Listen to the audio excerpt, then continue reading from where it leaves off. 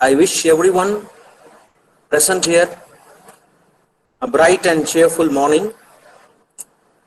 I am truly happy to be among the company of many well-learned scholars on this good day. The practicing of welcoming has been an internal part of our culture and personal good nature. Hence, I would like to take a small moment to welcome this good and scholarly gathering to the conference organized by our institution and the Cape Comorin Trust. I would like to state you that I feel particularly honored to welcome our most beloved and versatile principal, Dr. R. Meghanathan, for honoring us with his presence. I welcome you, sir. I am equally much delighted to have the presence of the most officious and highly efficient Vice Principal, Dr. O.S. Aisha. Welcome, I welcome Madam. I am extremely privileged to welcome Dr. Prem R. Bharadwaj, our keynote speaker, for allotting his precious schedule to be with us. I welcome you, sir. I am also very proud to introduce and welcome Dr. Namra Munir, who has agreed to be our plenary speaker. I welcome.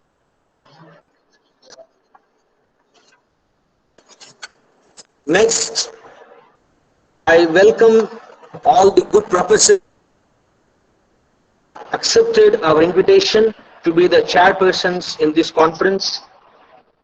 I am most happy to welcome you all. It is my duty to show my gratitude to the Cape Comorin Trust. Cape Comorin Trust was formed with the aim of education and charity. The founding president is Dr. S. Rain Silvest for people across the globe. The Cape Comorin Trust symbolizes humanitarianism and signifies a new force, environmental integrity.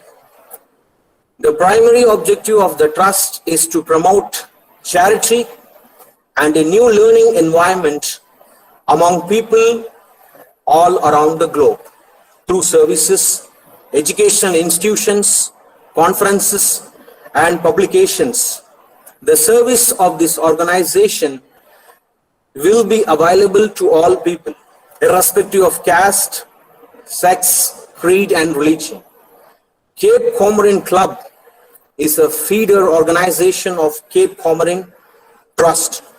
The purpose of this feeder organization is to organize programs to promote academic activities throughout the world. Cape Comorin Trust is registered as NGO under NIT Ayog Government of India and received 12A and 80G status. I also take my immense pleasure in welcoming our talented and ever supportive head of the department, Dr. M. Kalai Nadial, for her tireless efforts and excellent supervision in organizing this event. I welcome you, madam. I extend my warm welcome to all the participants who have brought forth the intellect of their minds and cultured ideals in the papers they are all presenting. I heartily welcome you all. I also welcome the students of our institution. Finally, I welcome all the good and efficient staff of the English department who relentlessly efforts has aided the conducting this memorable event. I welcome you all and wish all the participants good luck. Thank you. Now, I cordially invite Professor Asma, Assistant Professor, Department of English, to deliver the inaugural address. I wish everyone present here a cheerful and glorious morning. A famous quote by Dr. Martin Luther Jr. states, such as, "The function of education is to teach one to think intensively and to think critically. Intelligence plus character. This is the goal of education. The prime object of education lies not in creating minds that becomes typical work machines, but in creating creative minds that would create creativity. Critical thinking enables this creativity by thinking out of the box. It offers perspective to the known world and things. This conference has been organized with a generous intention to bring forth such a creative ideas into the spotlight. Here we are gathered in this splendid event of sharing our knowledge and ideas by presenting papers on various topics of literature, culture, society, and wisdom. This international event of virtual conference has been enabled by the Cape Comorin Trust, whom I would like to thank at this moment. I'm also grateful to our college management, our principal, Dr. R. Meghanathan, and the vice principal, Dr. O.S. Aisha, for their outstanding encouragement and support in making this scholarly gathering possible. We will have the joy of listening to well-educated and intellectual mind for the next 2 days while they parade their intellectual and creative presentations virtually and share with us panorama of known and unknown facts in literature, education, and social sciences. We will also listen to the excellent observation of specially appointed chairpersons who are dignified professors of English from well-reputed institutions. I wish all the participants a good luck and hope that everyone shall witness a grand performance of magical proportions. Thank you.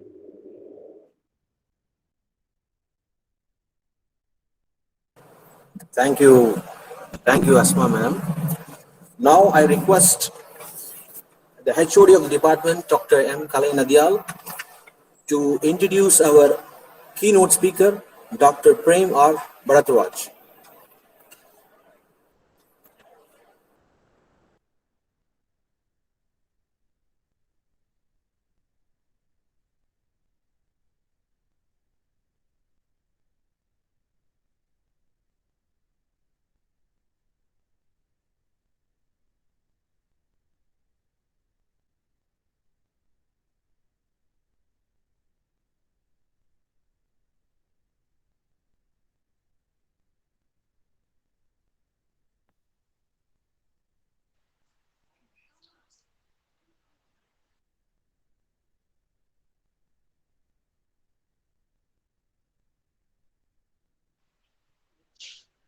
A very pleasant morning to one and all present here. We have gathered here to witness a great event in one of the academic activities of our great institution. In this gathering of the learned scholars, I am very much honored and take great privilege to introduce our keynote speaker and resource person, Dr. Prem R. Bharatwaj.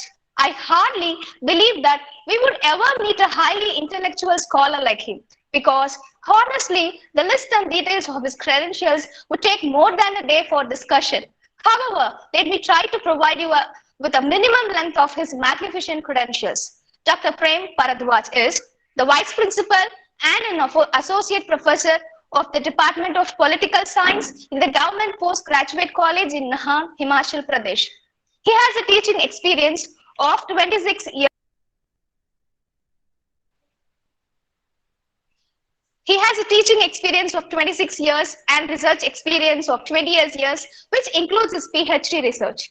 He has guided 3 MPhil scholars and created 4 PhD scholars.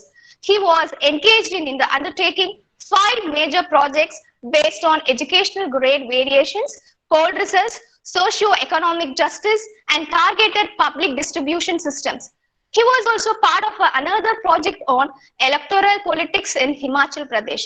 He has published 2 books and 27 papers in reputed journals. He has served as a secretary member of the Board of Studies in the Department of Political Science, worked as a member of Syllabus Designing Committee in the subject of Political Science under HP University. and also as a paper setter for UG and PG courses in various universities. He has organized and coordinated a national seminar on gender discrimination, empowerment of in India, vision for 21st century in 2002. Similarly, he has organized an ICSSR-sponsored 10 days national workshop on research methodology in social sciences in 2014. Apart from organizing, he is an active participant in many national and international conferences, workshops, and other seminars. He has attended 3 international and more than 48 national seminars and numerous workshops. He has also acted as the coordinator of IGNO Learners Study Center for 7 years and served as a member of HPU College Development Council. He had been the coordinator for 2 years in Rashtriya Utsav Shiksha Abhiyan, which is part of the Ministry of Education. His efficient and active involvement includes heading the committee for NAC Affairs, UGC Committee, Purchase Committee, CSCA's Core Committee, and many more. At present, he acts as the provost at the Government Postgraduate College in Nahan. He has made many achievements along his successful career and has been celebrated by many scholarly communities. I observed that his presence alone has an inspirational effect upon the audience on account of his credentials. I'm truly happy to declare that we have a highly colorful and intellectual scholar among us. We are honored to have him in this conference. On your behalf and the collegeman behalf, Cape Comorin Trust behalf, I heartily welcome Dr. Prem R. Bharadwaj to take over the platform and grace the occasion with a keynote address. Thank you, sir. Thank you so much.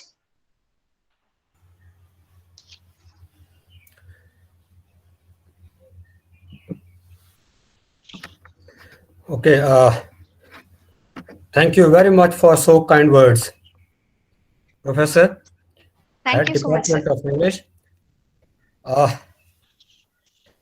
I still feel little perplexed whether I deserve such appreciation.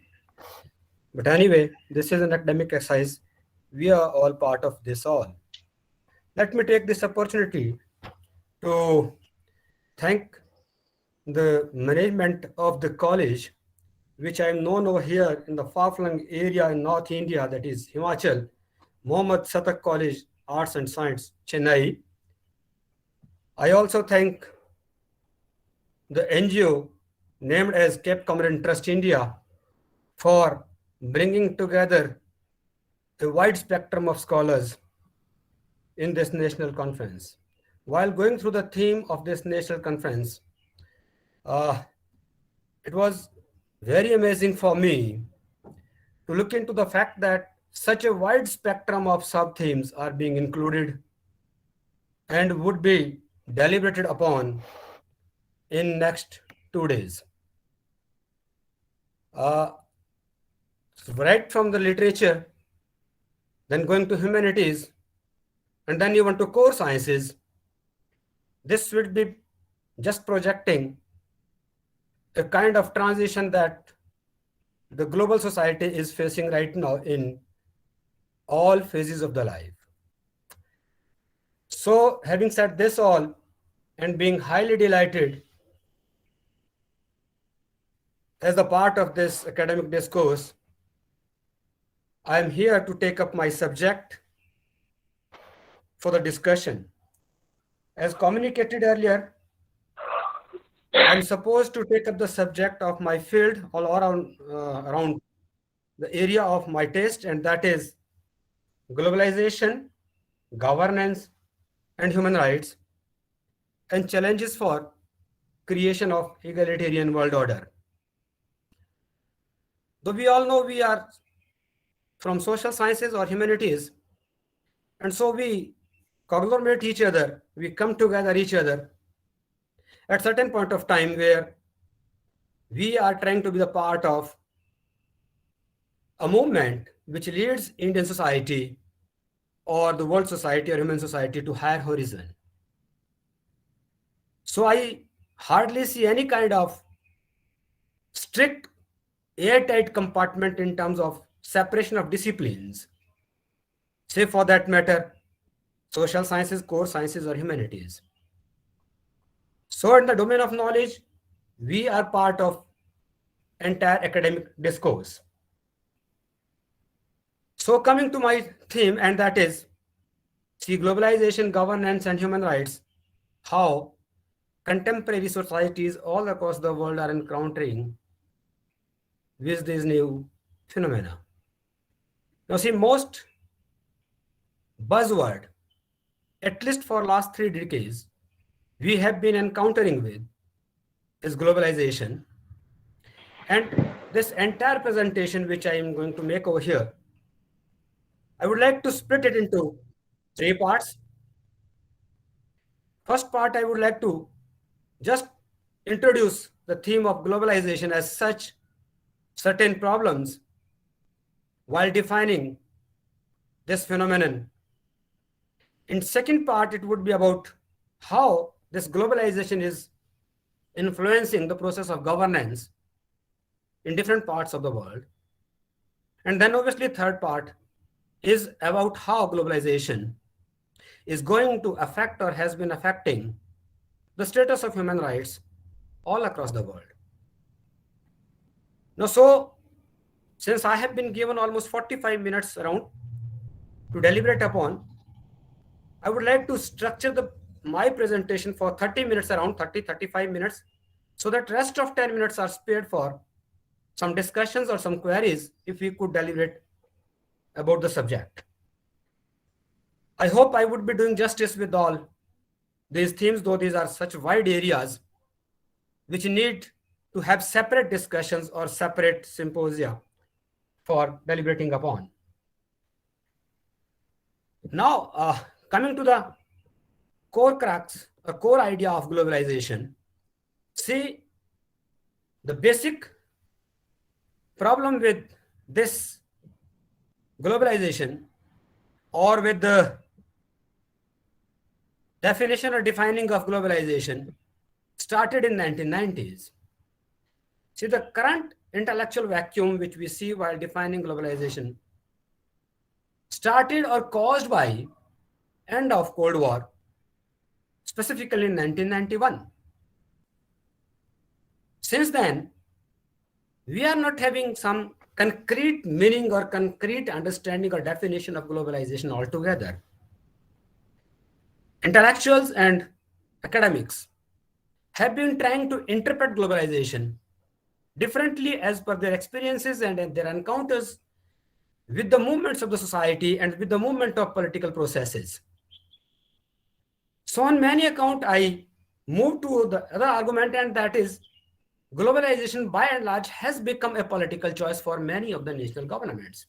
And in this light, we have to see how intellectual or academic world is little perplexed or confused or illusioned with regard to the definition of globalization.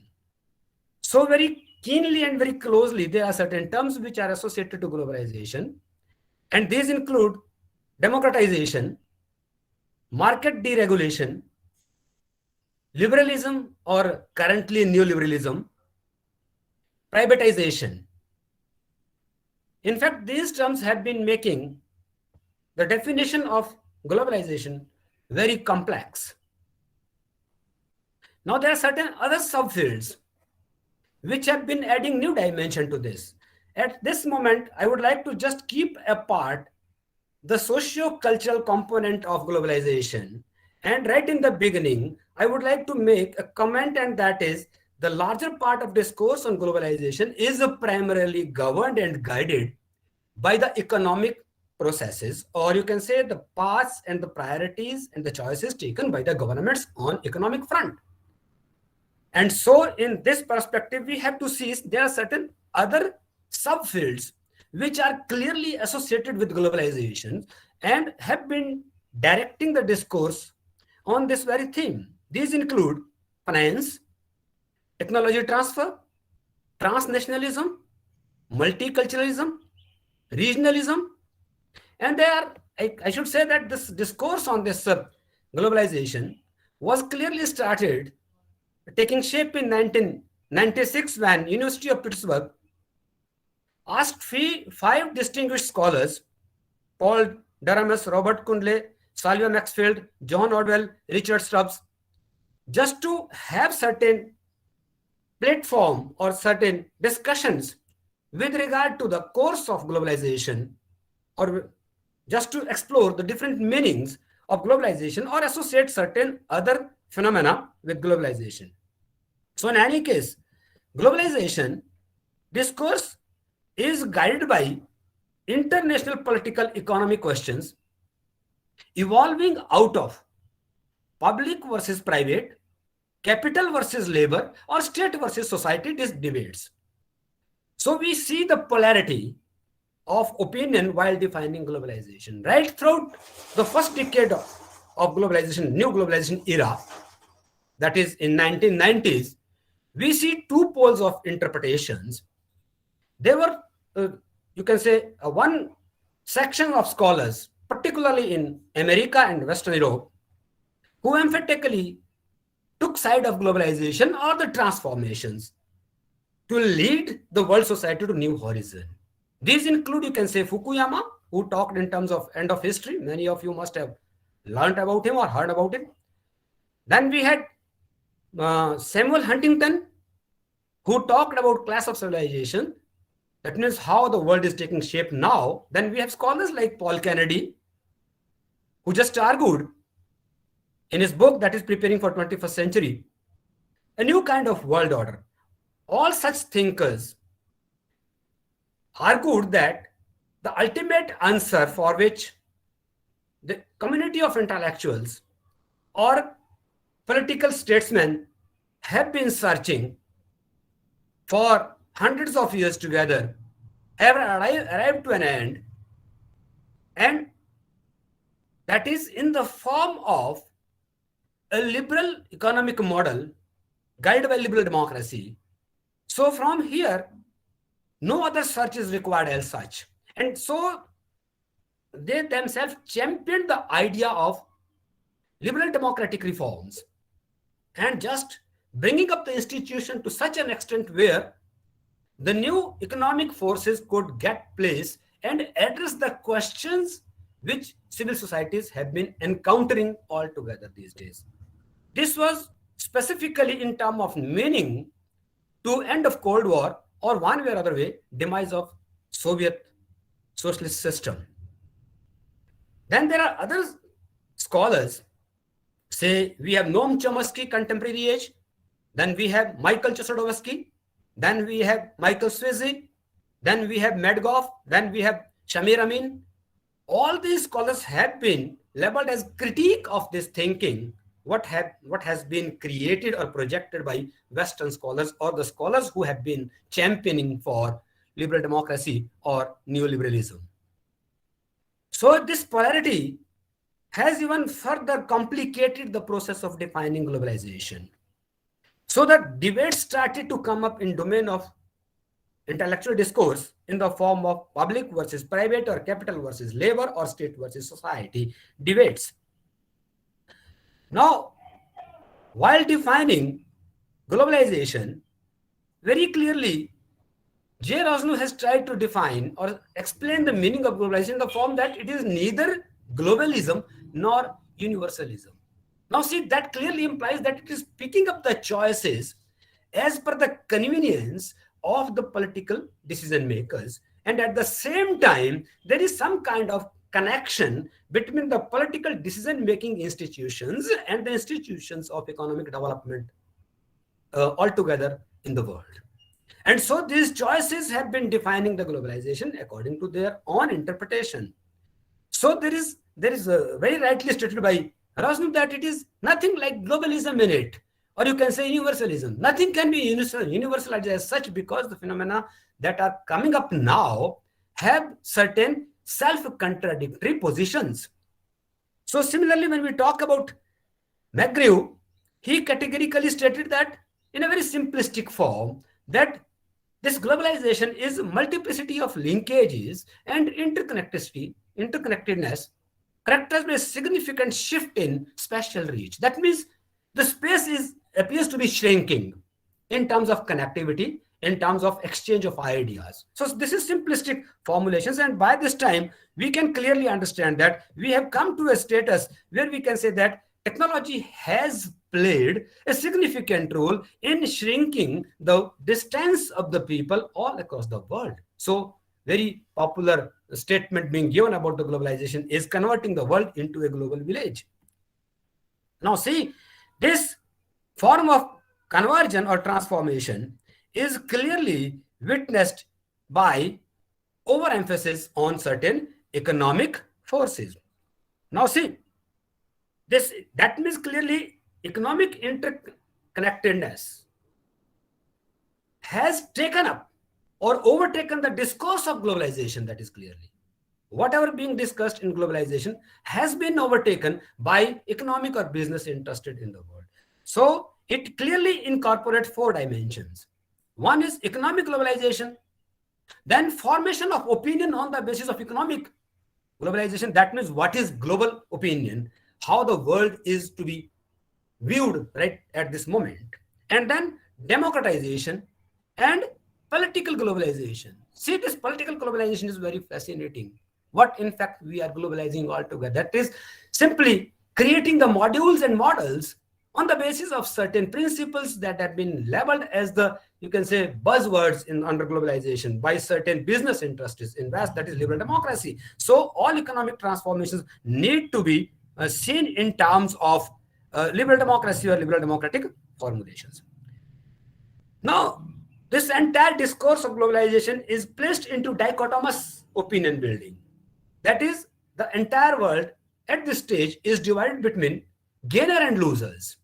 That means the processes for last 30 years, whatever we have gained and what we have seen in the world as consequence of transformations taking place under globalizations, there is a very clear-cut genesis of class that can be labeled clearly gainer, and there is also a class that is clearly the loser. The developed countries attempt to mend incentives to increase their profit. See how they have been behaving in the global community. They have been striving just to enhance their profit positions or profitability. So every move taken up by the champions of globalizations, say certain even non-state actors, that clearly indicate that they have been championing for profit. Then at the other part, we have developing countries or less developed countries. Clearly, they have been sacrificing their social responsibilities to meet global challenges. Now they have been pushed to such a situations where their governments are not in a position to render the services to the people. Now, that clearly indicate that there are certain exclusionary outcomes of globalization within nation state. So these are the contradictions within globalizations. Similarly, preoccupation of external imposition in implementing national social policies has been sidetracking or dragging out the democratic institutions from the frame of political decision making. So the choices in terms of priority building or choices in terms of allocation of resources has been clearly fetched up or controlled by the economic forces or economic powers. Now world divided between more integrated and less integrated countries, where we have come up now, who are coming closer at global level, and then who have been capped out from the process of integration. We can see this divide at global level in clear sense. Then economic inequalities have been rising sharply within the state and among the states as well. Also, we can see that economic inequalities are also rising in developed countries. Latest data on this reveal this reality. Then the reduction in social welfare expenditure increases the risk of poverty, social insecurity, and trigger social alienation. Now see, there are volatile movements going on all across the world. These movements somehow can be associated to the process of globalization, because when we say that large number of people are being marginalized or pushed aside in the process of development, then obviously the sense of alienation is growing, and this alienation is leading to, you can say, a radicalization of societies and radicalization of political processes. That's how we can say that Hurst and Thompson have been identifying the reasons for this when they say that dominating global markets have been robbing the hopes of common people and social phase of democracy is finished. Now we can see that there is nothing like social orientation of policy formulation. So in any case, all resources are being robbed by the big players uh, in, you can say, every sphere, that is financial market or financial sector or capital sector, then obviously at industrial sector or trade sector, everything is being grabbed by certain big players. And at the same time, then what we say, how democracy is coping this all about. So democracy appears to be as if it is finished because it doesn't talk about, you can say, welfare of the common people. So in that way, they are very right when they say that as if the democracy is at the verge of collapse or at the verge of finishing itself. And obviously, all democratic processes have been strengthening the political class, and which is having a symbiotic relationship with all, you can say, business interests. Now, we have to understand the process of governance amidst this kind of complication. Now, when we look into that, alteration of the ground rules for traditional nation-state politics with intention to accommodate non-state actors is now fashionable. All governments, and very surprisingly democratically elected governments who have been seeking the votes of the common people and poor people, have been defending, arguing, and championing the interests of the, you can say, non-state actors. All these non-state actors are in fact non-democratic and many times anti-democratic. So this is very, very surprising how democracies are supporting, are creating space for these non-state actors. So similarly, weakening of democratic institutions by making them inadequate and ineffective to meet the challenges being created by globalization. Now, very clearly, we have been stated that the state is not able to perform, government is not having appropriate resources to address certain or to resolve the crisis or to achieve the goals of development transformations, is something that the capitalistic model of development or neoliberal societies have creating the wealth. Or is the wealth consistent in the world? It is question of distribution or controlling the wealth and resources. So it's nothing that something is coming from out of the world. Everything in terms of resources is already located in this domain, in this sphere. And so it is the question of just creating space for controlling the wealth, controlling the resources. So this is a misnomer to understand that only the private institutions or non-state actors are involved in creating the wealth or in achieving the goals of development. So reorientation of technological, ecological, cultural, and military priorities by shifting them to business interest. Now state is clearly, you can say, either shirking from its responsibilities or clearly just shifting its responsibility toward, you can say, business interests or toward the players who have the greater stake in, you can say, business orientation. So market governance heading towards governance without government. Now we have to understand, do we really have the government now at this stage? So it clearly emphasizes on one point, we are legitimatizing the authority and power of these market players, and then ultimately, obviously through, you can say, the democratic means. That means through elections or through, you can say, periodic replacement of government and democratic modules. But in any case, there is hardly any change in the lot of the people. And that means the status of the people stays on the same line or on the same front. Now, apparent persistence of confusion in policy making as linkages between global phenomena and policy perception remain elusive. So the people think that state is doing something to deliver them, but state is already under compulsion to take care of the business interest or to take care of the people who are just working to enhance their profit. So indirectly, state is being substituted to feed the interest of the elite class or economically elite class. So interplay of supranational and subnational units undermine the territorial authority of state by subjugating the claims of political authority. So that means you can say that there is certain kind of arrangement coming up in the form of supranational or subnational actors. We have seen that. These are both within the nation states and obviously across the world. We have seen the role of the MNCs or TNCs all across the world, and then international financial institutions who are integrating the people of, you can say, a particular class. And so the state appears to be in state of conflict with, you can say, common societal perspectives or common social goals. So systematic exclusion of democratic institutions from arena of political decision making has created the crisis of democracy or democratic governance. So the democratic governments are continuously under stress, particularly in developing countries.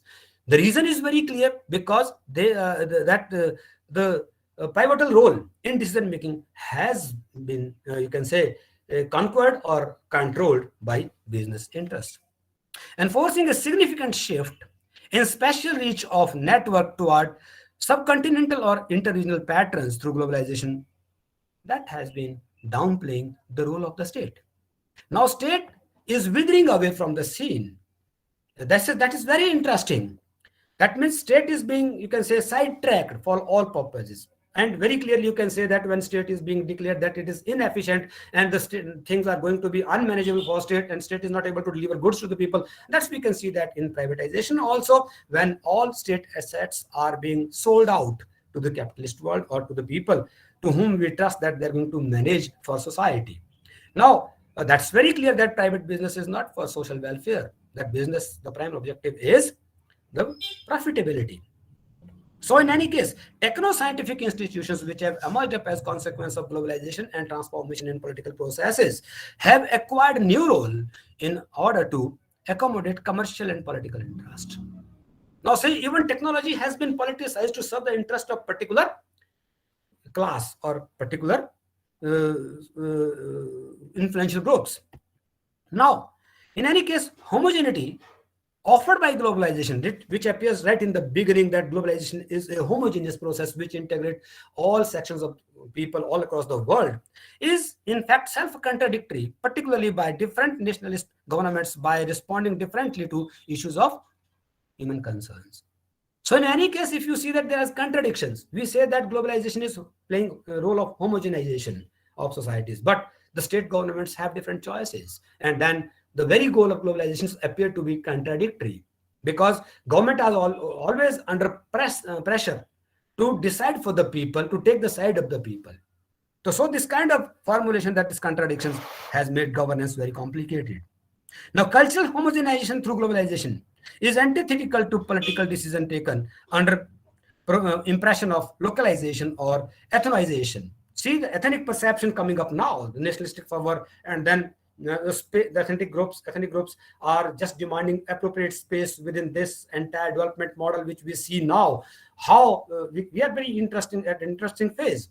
We can very clearly notice that how development agenda has been taken over from state by the capitalist forces, and at the same time the fallout of this developmental agenda is to be seen at local level. So people are very vocal for local things. Now see, even governments have been adopting such kind of, you can say, slogans that we must have to be vocal for local. Now similarly in terms of ethnic consciousness also, now ethnicities are also reconsolidating themselves to find out the place within this movement of globalization. So roles of traditional power players, we can say local, national, international political enterprises and political parties have changed their globalization, have been changed by the globalization wave. Now the governments and the institution of governments at all level, that means local level and national level or international level, even the institutions like political parties, sometimes the pressure groups, all these have changed their sphere of scope, and obviously now they are also setting tune with the wave of globalization. So this is rampant transformations of society toward that, and obviously that is leading to the clear division of society between, you can say, rich and poor. This is, you can say, polarity of the world coming up, and all societies in the world or nation states will be encountering this problem in near future, that how to just bridge this gap of rich and poor. And this intensity of poverty will put certain stresses on social institutions and political institutions, and economic institutions which they are coming up now will not be unscattered of this all. Scopes of national governments have been changed dramatically by attributes of globalization, say political, and then say this capital scope, financial scope or financial sphere, and then production and market. These are, you can say, attributes of globalizations. See the free flow of capital, free flow of technology, then obviously free trade, that is uncontrolled market, and this all is leading to certain complications. Now that means very clearly it indicates that this globalizations where we are now is clearly leading to a path for strangulating the governance altogether in the world. So conversion of social welfare states into different types of stingy regimes. We can say that when regimes are saying we are helpless, and that's why regimes we are generally converting, you can say, ungenerous to the people demand. How peoples have been demanding and what people expect from their, you can say, political bosses. Now political bosses appear in terms of decision more loyal to the capitalist forces, and so the welfare concept of the state is withering away altogether. Then transfer of state sovereignty within their national boundaries in the hands of MNCs or international capital organizations have created bizarre conditions for nationalistic governments. Now it's simply that the state sovereignty is being surrendered, and that means when the governments or nation state governments have been very loyal, and many times they have been taking the choices in favor of, you can say, international business or international capitalist forces. Acceptance of nation states to waive their rights to speak on internal economic affairs. Now very simply, states have been giving consent or just waiving of their responsibility. That means they say that they expect that capitalist world or the corporate world, which has come up as a champion as consequence of globalization wave, will take care of the state's responsibilities. That means welfare of the people, which is absolutely contrary argument. The pressures on state government to decrease social welfare expenditure has increased as consequence of decision making being taken over by the non-state actors. That is very drastic at this age. Now governments not able to qualify standards of good governance as set by United Nations for providing dignified life to needful. So there is contradictions that a part of civilization or part of the society is enjoying the good quality of life, and rest of the society is living life at pathetic stage. So how to identify needs of the people? Who will identify it? Then who will pursue the objective of this? So the democracy altogether appears to be false democracy right this moment, because it is only painting, you can say, the face of political institutions as if they are really democratic, but the governments without the resources, how they can deliver the goals of welfareism, and how can they pursue the objective of welfare politics? Strength of the states to counter the negative impact of globalization has fallen sharply. Its state has nothing in their hand. States are not able to do anything. So this is how we can see that the globalization and governance are integrated phenomena. And obviously, there are certain complications being created by the process of globalization because of the difference in terms of the player. So the political institutions are not championing globalization for the welfare of the people.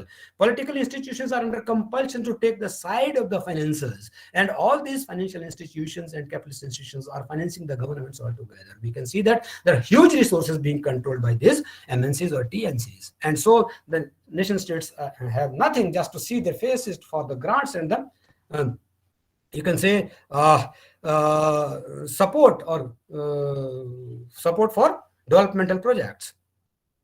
Now coming to the third point, and that is, you can say, how this globalization has been, you can say, threatening the state of human rights altogether, everywhere in the world. See, now we have to see into the framework of human rights, and to understand human rights, that human rights fall the primary responsibility of any state government or state institutions. Now, in this perspective, we can say that human rights are not necessarily always construed to be a global issue, rather requiring global solutions become different, acquire different perspectives in different socio-economic realities. So entire world is not moving at the same pace everywhere in the world. So we have under globalization different waves, partial waves. There are certain part of the world which are highly integrated, and there are other part of the world which are not integrated, and there are other part of the world which are deliberately kept out of the process of integration or modernity. And so that is creating state of conflict within the society. So under such circumstances, issue of globalization is definitely and naturally to come in forefront of discussions. Now, this entire discourse on globalization, you all know, it started in 1948 with the UN Declaration of Human Rights. And then it got absolutely new dimension with the new wave of globalization in 1990s. By the time 1950 to 1990s, this period was, you can say, at international level seen all across with the transformations under, you can say, bipolar world order. So in that perspective, we could see that the issues of human rights could not get any space at a global discourse. And in any case, United Nations tried to just assert on the point that there are certain global standards for achieving human rights, but then obviously state of human rights cannot be achieved in vacuum situation. They are to be achieved through certain institutional political processes. If we have a transformation in political process prioritization or political institution building, then obviously there are certain changes at the level of human rights. So, though the human rights have political origin, yet they are deeply rooted in socio-economic settings. So, it's not simply that it is responsibility of the state or political institutions to ensure the conditions for human rights, but we have to see how social and socio-economic institutions have been delivering goods to the people. So, inclusive development at this stage particularly is a key factor in ensuring human rights.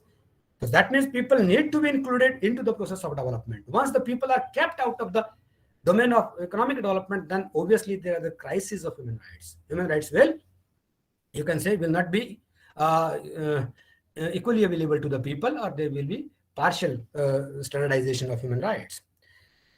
Main hindrance in the path of universalization of human rights is exclusive development that is attributed to globalization. Very clearly what globalization is doing. It is not doing inclusive development. It is in fact exclusive development.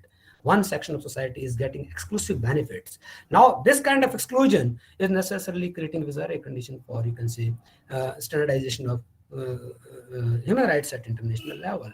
So global institutions or organizations like United Nations have miserably failed in just addressing the issues of human rights in different parts of the world because of this rampant global inequality as consequence of globalization. Now, accentuation of violation of human rights across the globe is because of overpowering of state by non-state actors facilitating by globalization. We have to understand this. That means very clearly that the forces of globalizations are not there to just standardize human rights or just to do the welfare of the people, just to bring up the people who are at margins or just to integrate the people, but they are there to just ensure profitability. So in such situations, we can say that state is being overpowered for facilitating the profitability of certain actors at international level. So the states are clearly left without resources to address the issues of human rights or social welfare at the bottom level. Now, so in any case, globalization is rendering it impossible for many states to exercise basic minimum control over a domestic economy, undermining their ability to deliver socio-economic rights to the citizen. That we have to understand. The state institutions are evaluated on the basis of their ability to just deliver human rights to the people, just to address the issues with which the higher standard of human rights could be ensured to the people. Because of shift of real power from common people to capitalist forces, collective power of people to ascertain their right has decreased, or rather you can say that just has finished altogether. People do not have any power to just assert their rights, because if they ask something from the government, then government clearly states that it is resourceless, because resources have already been taken over by the player of the capitalist forces they have taken. Undermining the democratic institutions have serious implications for human rights. That's very clear. So the globalization implies for undermining the global democratic institutions, and this clearly leads to, you can say, marginalization of people, and the people who are living at the margins and obviously do not have human rights, or they are struggling to acquire human rights.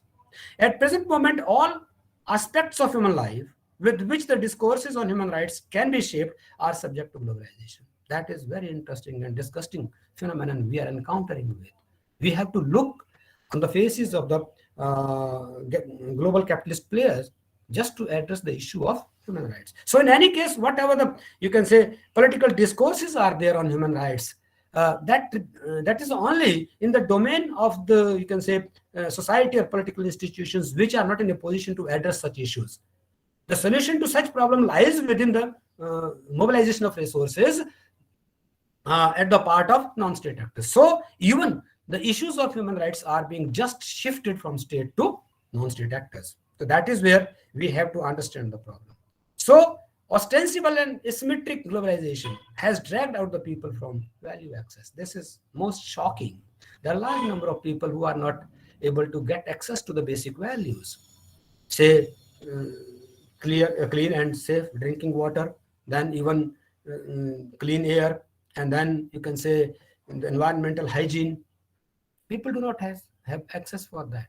If we ask the state to just procure such kind of facilities for the people, then states are helpless because they say that they don't have the resources at their own. And that's why they have to see the faces of the capitalist forces just to address such issues. So globalization is clearly asymmetric. It is leading development in one part of the world and it is dragging rest of the world into the pathetic poverty, and where the crisis of human rights is going up. It's definitely coming up to such an extent where it is becoming unmanageable for democratic institutions to address such issues. So advocates of pro-globalization ethics are ignoring the living sub-phenomena with which the world is encountering now, that is inequalities, poverty, gender differentiation, and marginalization, which are clearly the attributes of globalization. That means these are the gifts of the globalization to the people, that we are rendered to poverty, inequality, or gender discrimination or marginalization all across the world. Then over-emphasis on market-driven development has hampered global hallmark of human rights.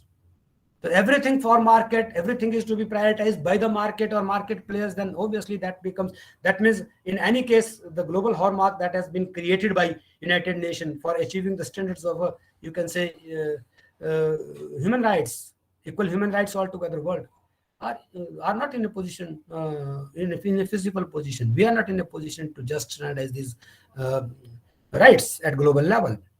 So eroded state sovereignty and underlying complex processes because of market-centric approach, the discourse on human rights have become either facile or simply myopic. There is nothing real about human rights in present context because states are miserably helpless in resolving these crises. That means states is withdrawing from service sector. State is not able to invest the fund or money in enhancing the educational facility, health facilities, or in insurance facilities. So the quality of life is definitely going to be harder for the people who are living on the margin. So just concluding, we can clearly say that the current wave of globalization has hampered the state's ability to ensure the necessary condition for happy life. We have to see, as Aristotle right in the beginning stated, that the basic purpose of the state is to create the conditions for happy life. Now we can say that now state is just has put on the mask as if it is really the custodian of public interest. But in any case, without resources, how can state address the issues of public interest when we can say capitalist forces are, you can say, substituting state for all purposes? So in any case, the state's ability has been hampered by these transitions under globalization. Then a narrative that globalization is a solution to all human crises need to be restructured. This was just being projected in early 1990s, that we have come to a kind of situation when Fukuyama clearly states that we need not to strive for any kind of alternate ideology. We have tested for last, you can say, 50 or 60 years when the liberal democracy has delivered goods in Western societies as Western Europe. And so we need not to talk about alternate ideologies, particularly the ideology which prevailed for 70 years almost, that is socialistic democracy or social model of development. Now that need not be searched altogether. So in any case, there is a narrative being created by this section of scholars that globalization has a solution to every problem. That means it has ability to reduce the poverty, it has ability to enhance the wealth of the people, then it has ability to, you can say, improve the quality of the people. But whatever we have achieved in 30 years at least, that clearly indicates that these are the false claims made by the forces of globalization, that just to facilitate, you can say, the path for shifting the economic resources in the hands of the capitalist players. So this narrative need to be restructured, that globalization is not ultimate reality, or is not having ability to address all human issues.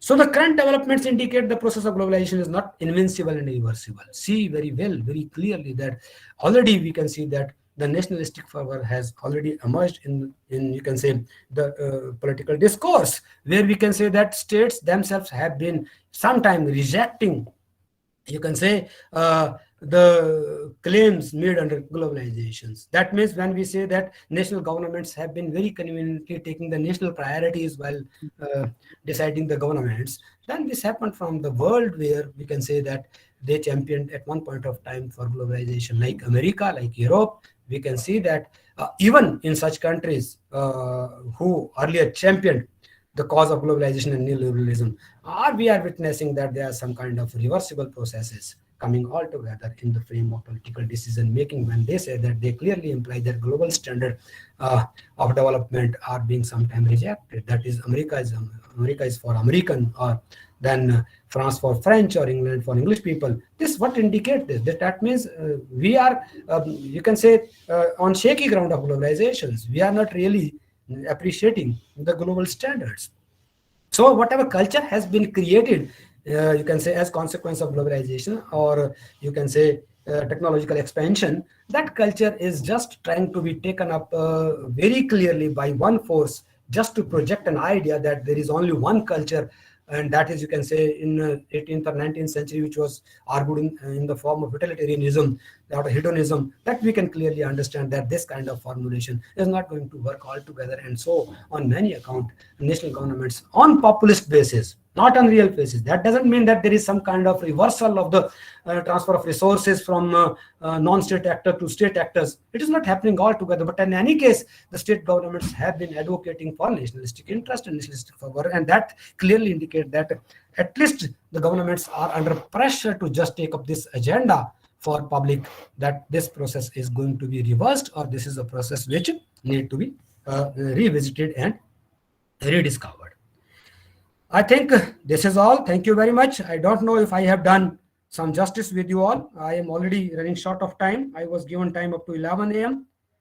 I hope I could just address certain questions, and I should leave some time for discussion and queries. And I would like to welcome that. Thank you for bearing for such a long time. Thank you very much. And I again thank you, organizer, for giving me this opportunity. Okay, thank you, sir. Thank you, Prem Bradwal, sir. Thank you so much for your insights on globalization. It was a high intellectual and sharing of ideas. Now it's left to the audience. If you have any queries, any questions, sir is ready to answer. Please. Students, faculties, please post your questions.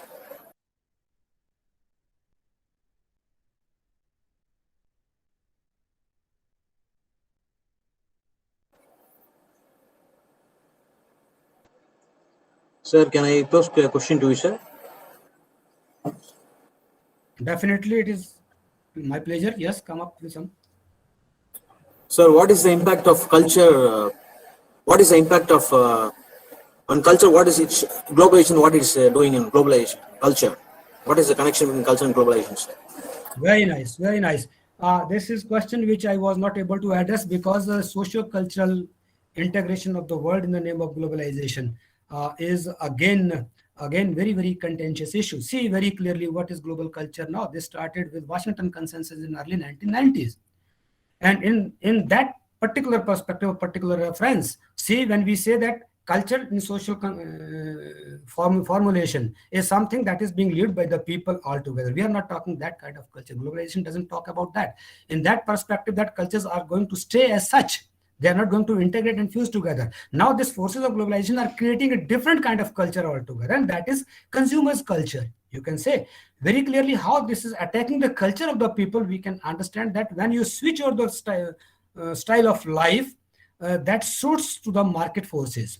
And so the culture as such, many times, is not deliberately put into such a situation where it is contradicting with the local culture. Now, this is very interesting phenomenon coming all together, that globalization forces do never contradict with the socio-cultural ethics of the people or loyalties of the people. But in any case, they are trying to, you can say, transform the cultures in such a fashion that a global standard of universal culturalization appears to be as if they are common. The people living in one part of the territory, having, you can say, experiencing certain culture or following certain cultural norms, are adopting very clear the culture, consumer cultures. So we can see that in rural areas, far-flung areas, the children enjoying Pepsi. Then what is this all together? This is consumer cultures. Market want only to see this.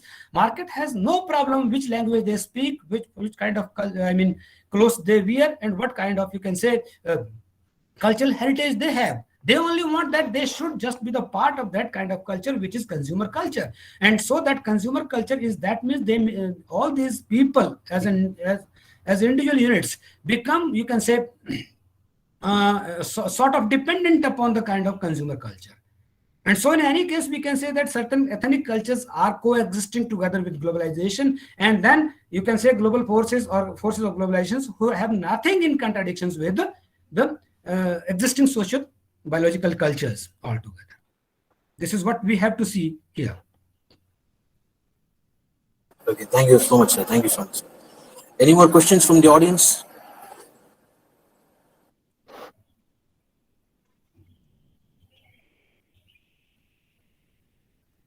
I think this was too tiresome for many of the people, or it was too simple a topic that everybody is aware of all these themes. And okay, I'm getting some voice. Yes. Yeah, Please. this is Krisha, research scholar from ATR's College, sir. Good. Regarding this topic, what you have spoken now, it's really relevant to my topic too. And I just wanted to get an insight on the indigenous Indian people with the globalization as well as cultural differences, like the interconnection between those things. Can you just put some insight on that? Very nice. Very nice. See, very interesting phenomenon all together. See, this is to be understood that I think you must be aware about the Ramdev movement. Ramdev, when he has been stating that, okay, I am taking profit out of the market strategies which I am adopting, but I am Indian. I'm not dragging the money out of India. I am keeping money within that. That means there are certain narrative or argument that there is a good capitalism or bad capitalism. There is something that we can say that there can be, if they are thieves, Indian thieves, they are acceptable to us, and they are the thieves they are coming from abroad and they are not acceptable to us. I think this is not going to address the issue. This is entirely just putting, you can say, diverting the discourse from real problems. Real problem is that we have to understand that this transfer of resources is going into the market player. If you see, this is the public space that the national capitalist forces have been projecting to the people for legitimatizing their own superiority or supremacy. This is one aspect we have to take into account. But ultimately, there is no division in terms of capitalist interest at global level. So the domain of activity for Ramdev, it is only nationalistic domain of activities. The question is that what kind of culture we live as a nation? If we have, you can say, a political currency for nationalistic forward, then the producer and the consumer are to be integrated for that forward. There is nothing new in this nationalistic capitalism or international capitalism. There are common roots and common understanding. This is only just befooling the people that in the name of, you can say, Swaraj, or in the name of, you can say, indigenous production capability, you are not transforming the society. The lot of the people is not going to change if the wealth is being controlled by the indigenous capitalist or if it is being controlled by some foreign capitalist. It hardly makes any difference, because now at this stage, capital is highly volatile and fluid. So the capitalists are not going to stay in one country, to be very clear. In globalization age, capitalists are been banking upon the government for creating kind of conditions where they get suitable conditions for investment. They will shift from one state to other state. So capitalists have no specific peculiar nation. They do not subscribe nation. They clearly are there till the time they will get benefit. So nationalistic capitalist or international capitalist is simply, you can say, an illusionary discourse. That is also simply diverting people from the core question that they are not able to address, and they should not address, because if such questions are being put on account, then there will be stresses for the governments and they will have to address, and public representatives have to come to such questions and they will have to encounter. So you buy Ramdev product and don't buy Hindustan Liver, because Hindustan Liver is MNC and they will carry out your money, and then this will be shifted out. See very clearly, in globalization age, money doesn't belong to one nation, or money doesn't belong to one political setup. Money belongs to capitalist players, and capitalists have been investing the money for profitability. Which state or which society ensure profitability? Capital will be invested in such state.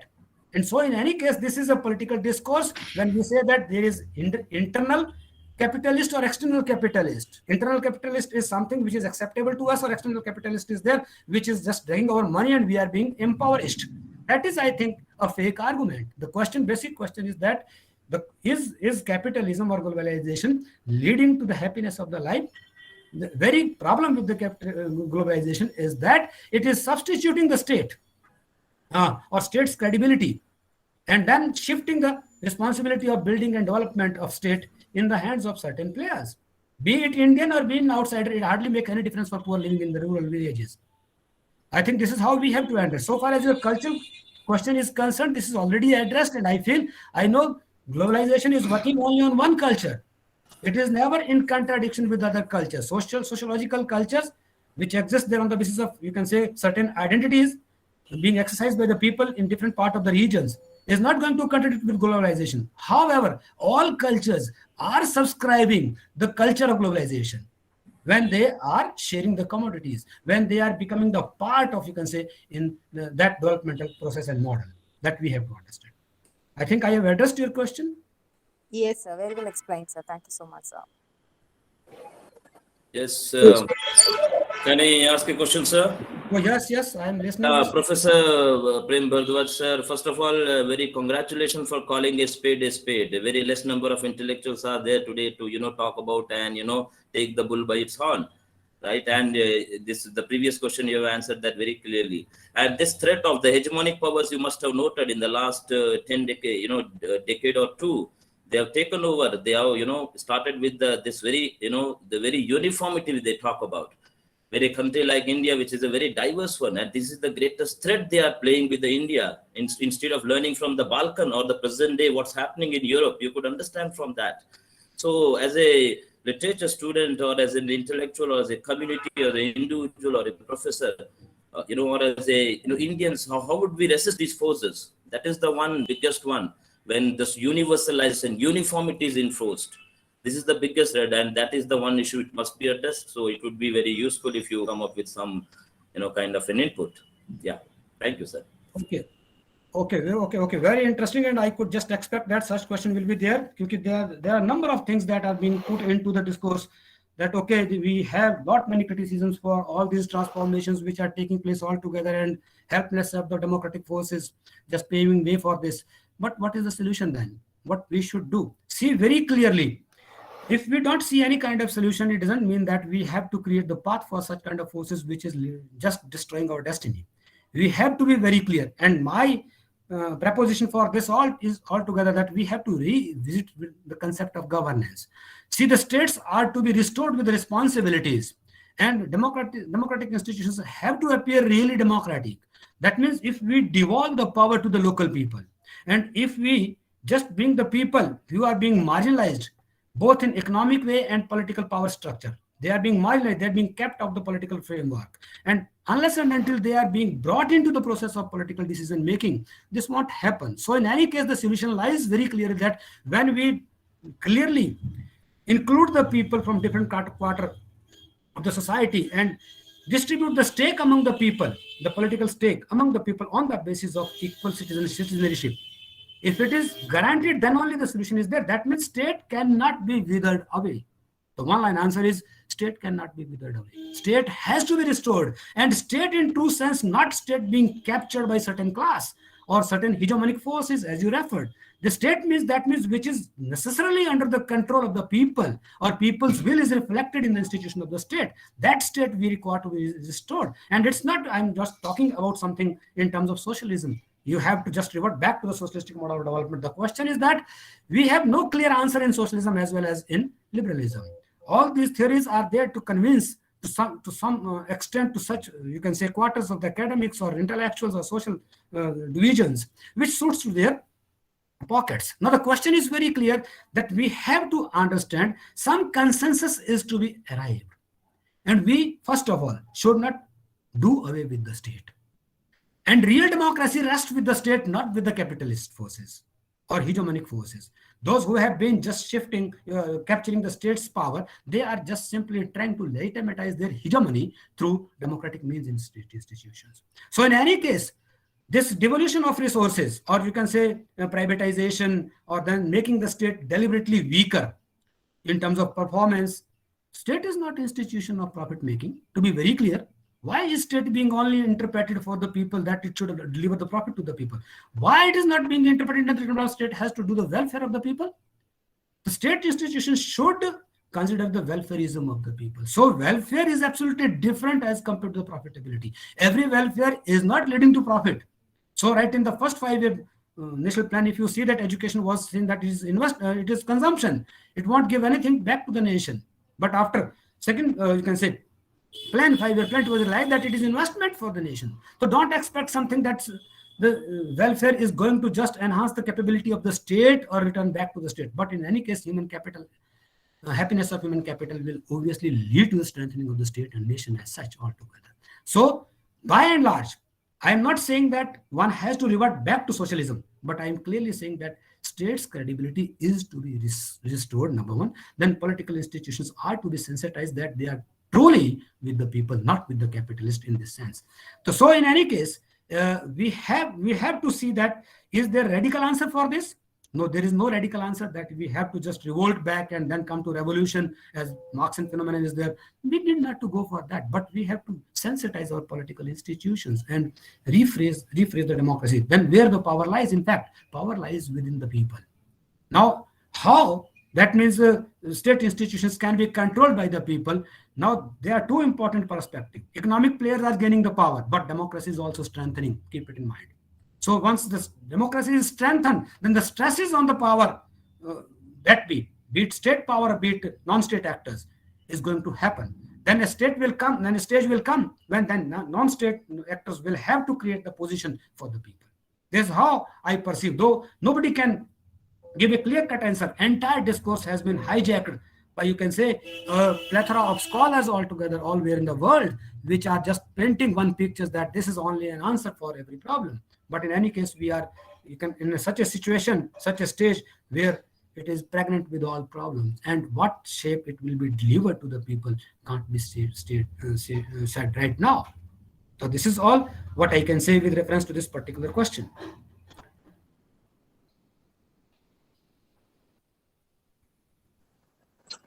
Thank you, sir. So nice to hear from you.